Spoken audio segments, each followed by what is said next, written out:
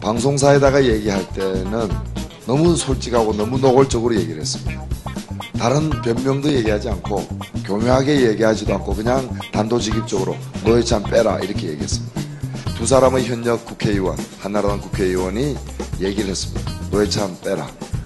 또 하나는 이제 대외적으로는 또 그렇게 얘기 안 합니다. 대외적으로는 여당 후보가 한 명이고 야당 후보가 3명인데 당연한 거 아닙니까? 어디 가나 여당 후보는 하나지 않습니까?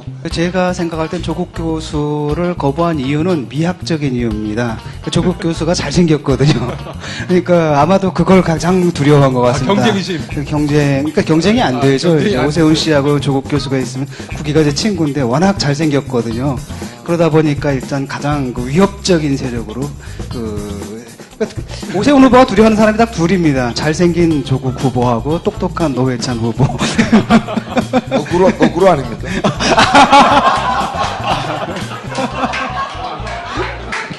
그러면 섬진강 물고기가 어떻게 청계천까지 갔는가?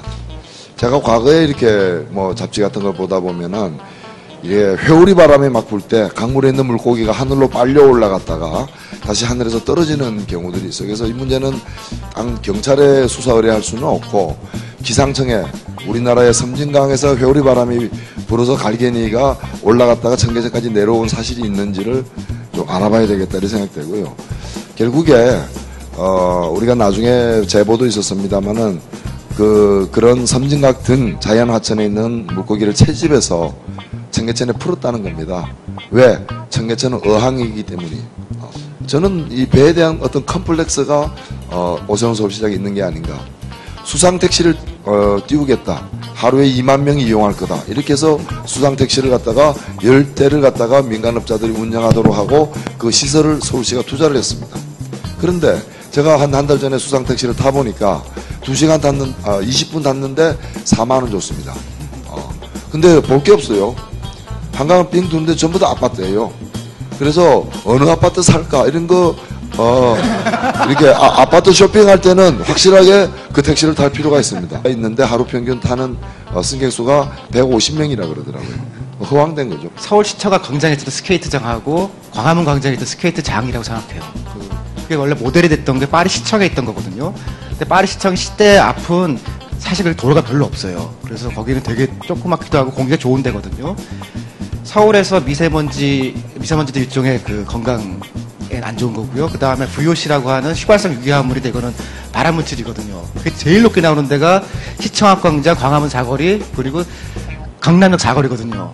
근데 거기에 광장을 만들고 나가서 스케이트를 타라. 근데 그게 오세훈 시장이 그게 창의 시장의 대표라고 하는 거거든요. 거기에 왜 그림 막 그려놓고 나중에 광장을 옮겼잖아요. 그건 사람이 해서는 안 되는 일이에요. 그러니까 이거는 디자인도 아니고 생태도 아니고 살인사건이랑 같은 거거든요. 지금 거기는 외롭게 두 분이 24시간 거기서 보초를 쓰고 있대. 장군 한 분과 임금 한 분이 그냥 그 밤에는 그냥 아무도 없어요 거기는. 그리고 가끔 이제 돈을 들여서 꽃을 심었다가 무슨 뭘 했다 뭘 하는지 그 두 분도 모릅니다 사실. 시민도 없고 광장도 없다.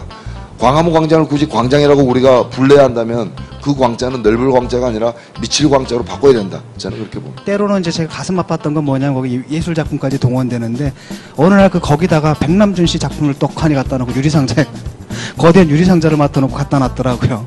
그 다음에 얼마 후에 가니까 또 없어졌어요. 그러니까 이런 식이니까 이 사람들의 개념 자체가, 그러니까 문화에 대한 개념 자체가 없고 뭐든지 이렇게 해서 이렇게 사진빨 잘 받고 미디어에 뭐 얘기가 나오고, 그러니까 그분이 좀 주워들은 건 있어요. 그러니까 디자인이 중요하다는 건 사실이거든요. 그건 참 주워들었는데 문제는 이제 디자인에 철학이 있는지는 참 의심스럽습니다. 디자인이다라는 게 그분이 말하는 것처럼 겉모습이 아니잖아요.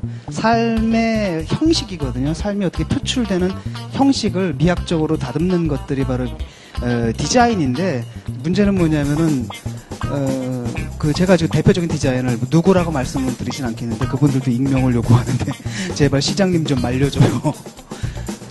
디자인이라고 하는 이 어휘에 착안을 해서 겉멋내기다 이런 비판이 있습니다만은 그것은 디자인 정책에 대한 촉박한 인식, 이해 수준을 드러내는 것과 다름이 아니라고 생각을 합니다. 한마디로 디자인에 대한 아주 천박한 관념을 갖고 있다는 겁니다. 그래서 지금 오세훈 시장이 하는 디자인의 개념은 미용이에요. 그러니까 메이크업을 하는 거지 쉽게 말하면 디자인이라는 건 원래 이제 컨셉트거든요. 근데 지금 보면 컨셉트 없는 미화 작업이라는 겁니다. 사실상 그래서 디자인이 아니라 우리 초등학교 때 환경 미화 하잖아요. 그 환경 미화 이걸 디자인이라고 좀 착각을 하고 있는 겁니다. 두 번째 문제가 바로 왜 그러냐면 관주도예요.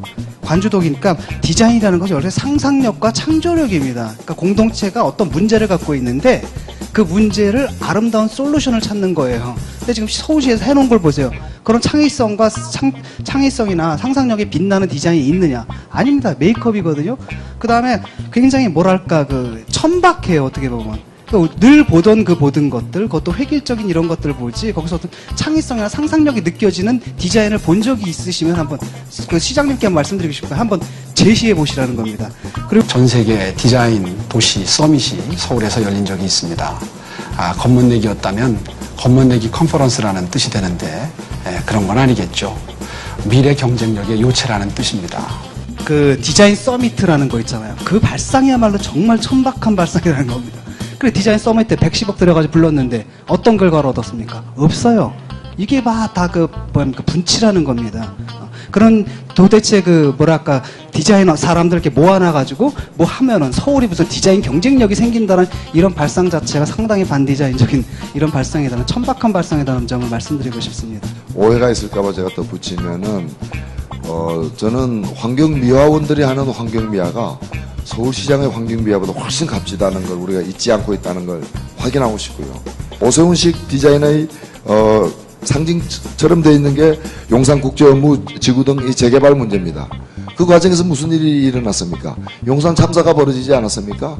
좋은 집 짓는다고 하면서 공사 과정에서 안전미비로 그 집 아이가 다쳐가지고 깔려 죽는다면은 그 좋은 집 짓는 게 무슨 의미가 있습니까?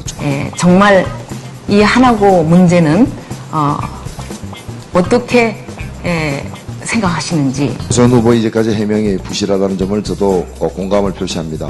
다만 이 문제를 한명숙 후보가 그렇게만 얘기하시면 안 됩니다. 왜냐면은 지금 의혹의 중심은 뭡니까? 왜 이 사립학교, 귀족학교에게 서울시가 500억 이상의 땅을 갖다가 이렇게 제공했느냐, 이거 특혜 아니냐, 배경이 있는 거 아니냐 하는데 이 땅을 제공한 것이 불법은 아닙니다. 그 불법적 배경이 있을지 몰라도 도촉법에 의해서 제공을 했습니다. 이 도촉법 누가 만들었습니까? 국회에서 많은 시민사회단체가 반대했음에도 불구하고 한나라당과 열린우리당이 손을 잡고 만들었습니다. 이런 법이 있기 때문에 이런 불법 의혹이 있는 특혜까지 이루어진 겁니다. 따라서 이런 문제에 대한 성찰, 지금에 와서라도 좀 반성을 하면서 이런 질문을 해야 더 설득력이 있지 않겠는가, 저는 그렇게 생각을 합니다.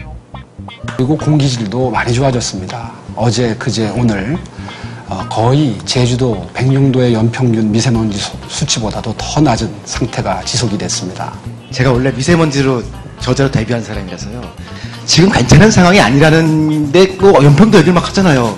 1년에 그런 날이 있는데 우리는 평균치로 계산해야 되거든요. 그리고 어떤 날은 센서가 망가질 정도로 이렇게 높은 날이 있거든요. 그런 날 경보 내려주더니 잘 안 내려요. 그리고 환경부가 한 거니까 자기가 안 한 건데, 그래도 또 이게 조금 좋아졌으니까 자기가 막 했다 그러거든요. 복지, 보육 다 마찬가지예요. 이렇게. 저는 이런 문제들에 관해서는 개인의 결단으로 해결할 문제는 아니라고 보고, 앞으로 며칠 남지 않았지만은, 이것이 검토할 만한 문제라고 보여진다면 검토를 하겠습니다. 그러나, 이제 구분능선까지 왔습니다. 왔고, 저는 이런 문제 가지고 막판에 이렇게 구설수에 오르고 싶지는 않습니다.